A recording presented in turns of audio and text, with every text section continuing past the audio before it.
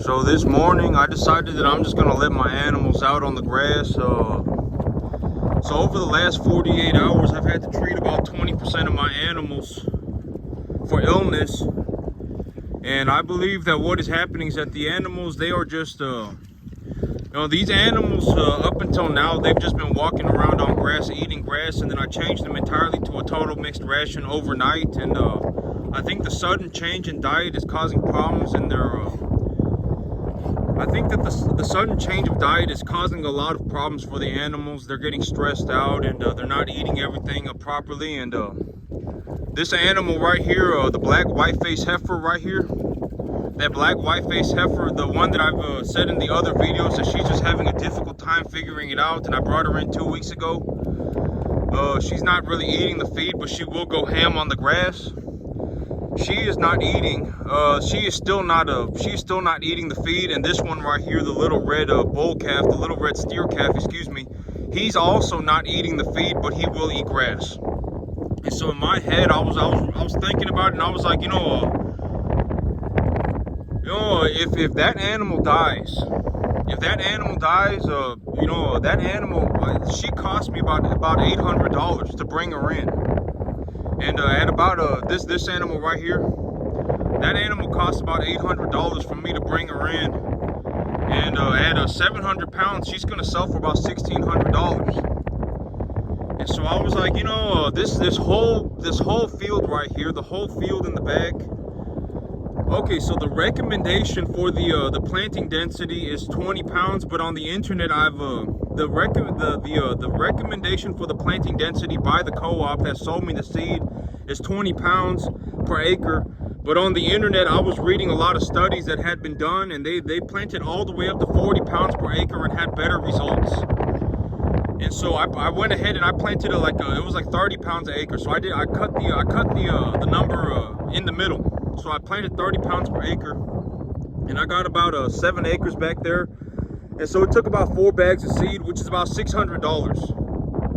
And so just to put things in perspective, I'm not saying that, I always, it's a multi-dimensional situation, right? I'm not saying that the money's I always say money's not the most important thing, but it is more important than 99.9999% of things that I could possibly be thinking about. Money's more important, but money's not the most important thing in the world.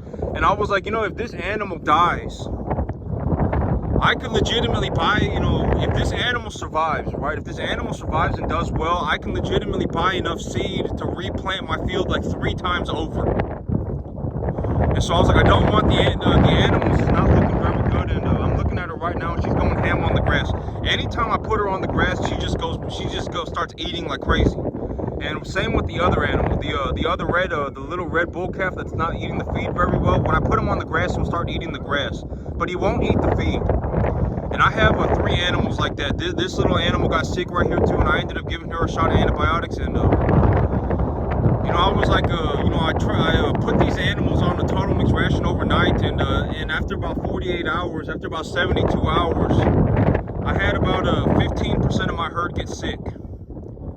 And so I was like, it's not worth it. In all honesty, if even one of these animals die, legitimately, that's enough money for me to replant my entire field 3 times over. And so I said, I'm just gonna let them out on the grass. Because if I just let them out on the grass, and I didn't plow up this front portion of my field, because when it rains a lot, this front portion of my field pulls a lot of water.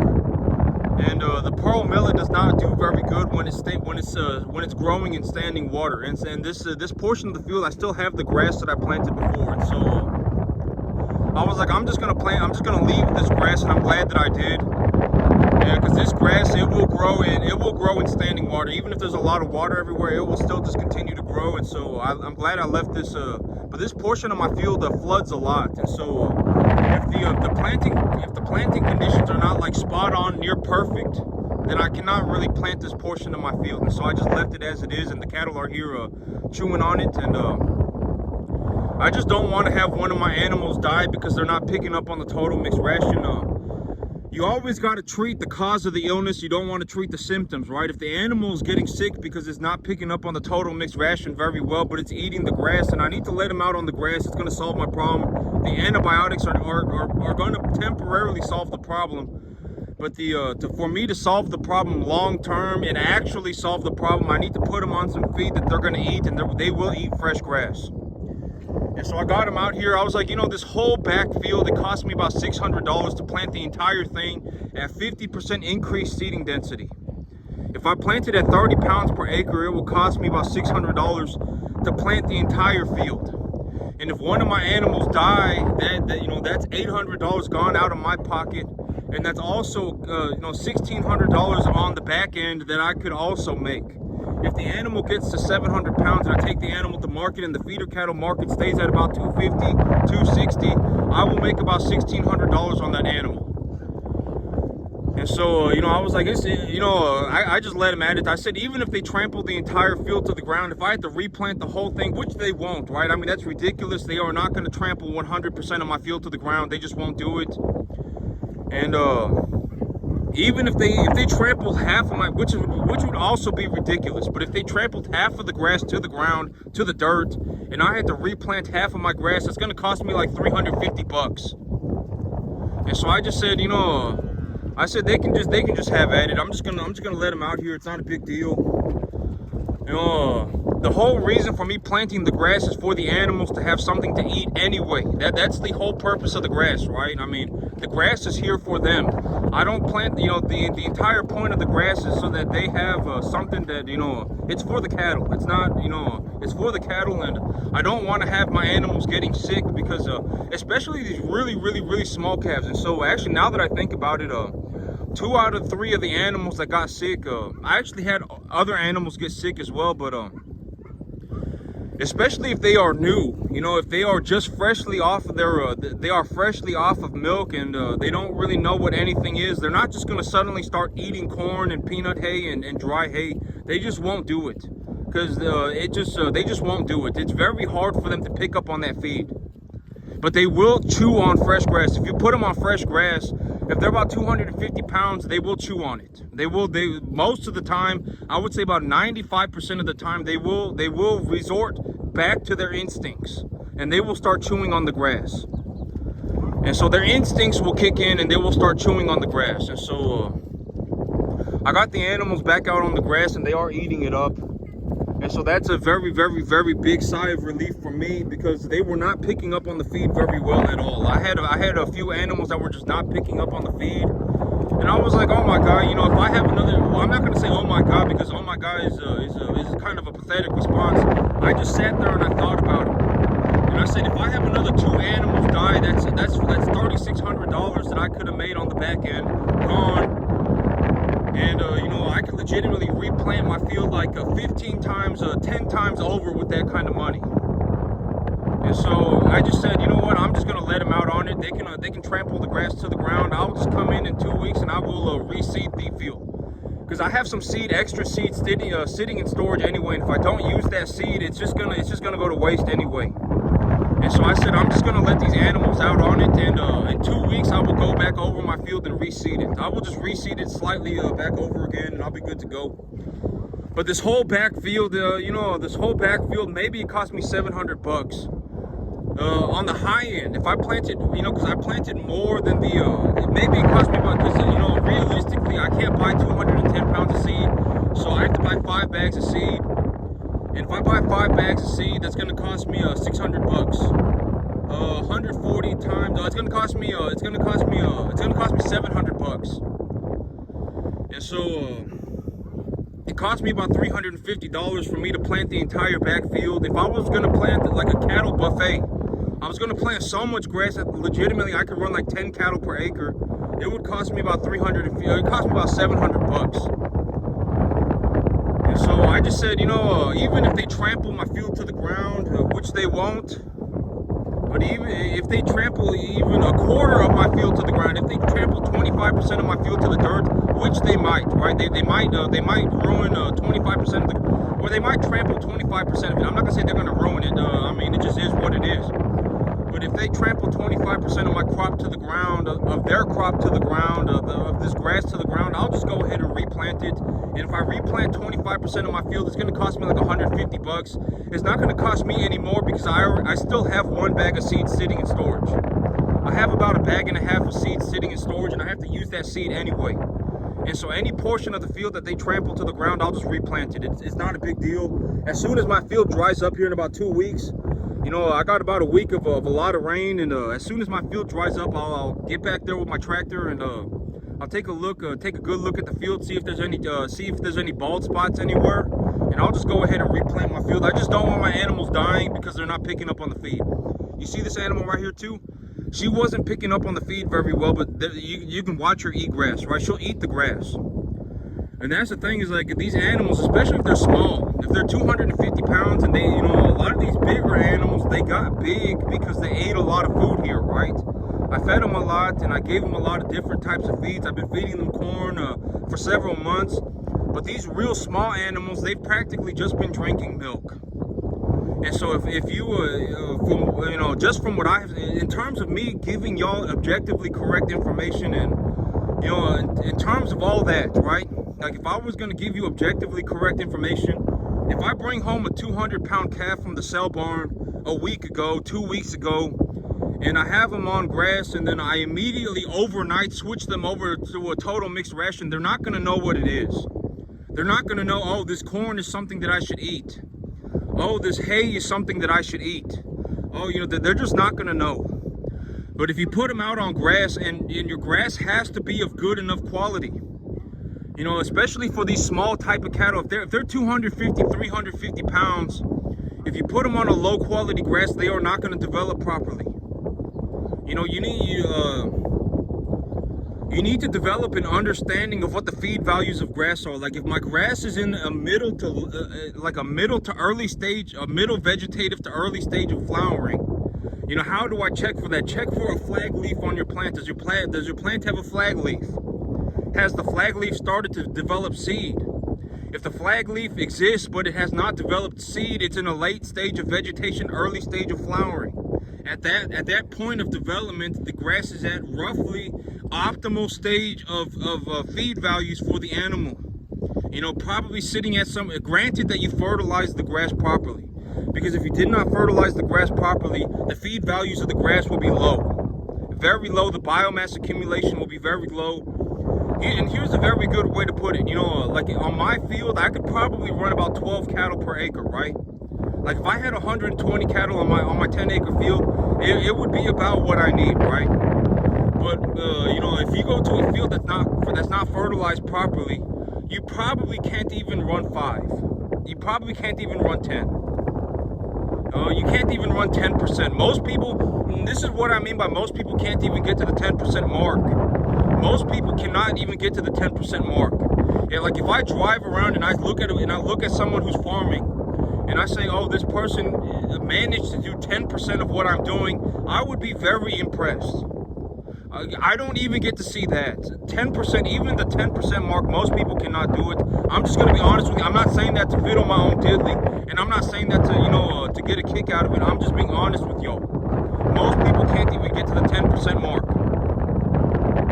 And so, like, on my 10-acre field, I can legitimately grow enough grass to feed about 120 cattle at once on fresh grass. And if I supplement their feed with maybe a 0.25% of their body weight in corn a day, commodity corn a day, that's about all they need. And so, and when it comes to fertilizer, you know, you don't want to be in a situation where, but you see all types of, you know, they'll go and they'll just flat out throw 777 on their field, and they'll go, oh my God, it didn't work. It didn't work. I put fertilizer on my field and it didn't work, and they'll just, you know, broadcast it, and they'll go, oh man, it didn't work, right? And then it's like, oh, well, I should never use fertilizer again because that didn't work. You know, you need to learn how to fertilize properly. If you have a potassium deficiency but you apply nitrogen, it will make your potassium deficiency worse. If you have a sulfur deficiency but you apply nitrogen thinking that you need nitrogen, but you really need sulfur, it will make your sulfur deficiency worse. And so when you go across your field, you need to understand how to diagnose mineral deficiencies in your plant. That's the one thing that I've constantly been trying to, you know, tell y'all, you know, right? That's the one thing that is very, very, very, very, very important. When you look at your field, you should be able to look at your field and say, oh, this field is deficient in this field is deficient in this mineral because of this reason. And the reason is objectively correct, right? The grass is starting to turn bluish red. Phosphorus deficiency. Oh, the grass is starting to turn yellow. It's starting to lose color on the top of its on its new growth. Oh, that's probably a calcium or sulfur deficiency. Oh, the plant is starting to lose its color, across the entire plant from the bottom up, or from the top to the bottom, all the way, even the new growth and everything is starting to lose color. Well, you're probably deficient in one of your macronutrients, nitrogen, phosphorus, potassium, one of those, right? You need to be able to diagnose your plants correctly, because if you do not diagnose your plants correctly, it does not matter what type of fertilizer you put on it, you can make a problem worse. And so, that's one of the most important things you have, if you want to be, from what I have seen, because like, I'm not trying to say this to be, to make myself feel better, but if you were going to ask me, why did I become so successful? One of the skills that made me so successful as a farmer, it would be that I am able to diagnose my plants visually. I can walk through a field and I can look at my plant material and say, okay, this is deficient in potassium, but I anticipate, I have a 7.4 pH on the soil, but I'm deficient in potassium. And if I'm deficient in potassium and I apply potassium, that's also going to increase the requirements of nitrogen and phosphorus on my field, and probably sulfur. If I have a sulfur deficiency on my field, then I'm probably going to have to apply everything at once, because if I only apply potassium and the plant starts correcting its potassium deficiency and the metabolic activity of the plant goes up, all of the entirety of its biological system will increase, of its respiration.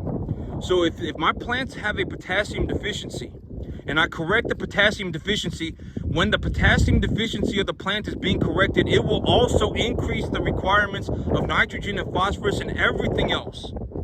Because the plant is now, the plant is absorbing the minerals in ratios. And so, you need to have a basic understanding of how things work in generality. And then you need to also, when you start getting very good at farming, what will happen is that you are able to do things in real time. Oh, my weather is going to be like this over the week, over the next week, over the next 2 weeks, over the next 3 weeks. My cattle are at this stage of development. My soil is at the mineral concentrations of my soil are at this or at these levels. I'm planting this cultivar of grass. Whatever it may be, you need to be able to do things in real time. You need to be able to walk out onto a field and come up with a plan within like 2 minutes, and then get going. And the plan needs to be objectively correct. That is the ultimate. That is not the ultimate, because there is zero such thing as an ultimate goal, right? Like, even me, I need to continue to get better. I mean, I understand, like, even if I'm very, very, very, like 1 in 10 million type good, I still need to continue to get better, right? I just need to. If I stay, where I'm at the whole time, it's not going to do anything. I need to continue to get better, right? And so, as you go, you need to be able to do things in real time. If you look at a field and you go, man, I fell out of heaven at 7, my life's a mystical journey, and that is the answer, I mean, that's not good. You're legitimately good. You're going to be stuck there forever, and then you're going to die. I mean, I don't know how else to put it. I don't like saying that. If you when I look at my field, even like right now, you see my cattle running around on my field right there. They're just having a ball. They're running around. Here in about 2 weeks, I will probably have to reseed my grass, right? I probably just will. But I said that's fine, right? That's fine. I'll just go ahead and do it. I don't want 3 of my animals getting sick because they're not eating grass, right? Whatever it may be, you need to be able to do things in real time, and you need to objectively get good. If I ask you why you're good at something and your answer is I fell out of heaven at 7 and my life's a mystical magical journey, you're not good. You're actually kind of pathetic, and you are legitimately probably not going to you're probably going to do circles exactly where you are until the day you die. You probably will, right? I mean, I don't like saying that, but let's just be honest with ourselves, right? What I'm doing today is not what I was doing 2 weeks ago. What I'm doing today is not what I was doing a month ago. What I'm doing today is not what I was doing a year ago. I've been moving in an objectively correct direction, right? Objectively bettering myself. You know, maybe when y'all see me do it, you're going to start to understand. What I'm doing today is not what I was doing a year ago. What I'm doing today is not what I was doing a week ago. What I'm doing today is not what I was doing 2 weeks ago. I'm not just doing the exact same thing, you know, until infinity and beyond. And that's the idea of objectively getting better, right? You want to objectively get better, because if you just, I mean, and you definitely don't want to start spiraling downwards, right? And so I got my cattle out on the grass and they're doing better. You know, I got them all eating. They're all running around and just having a blast. And so it'll be all right. It's supposed to continue raining for about a week straight. That's it for me today, YouTube. Y'all have a good one.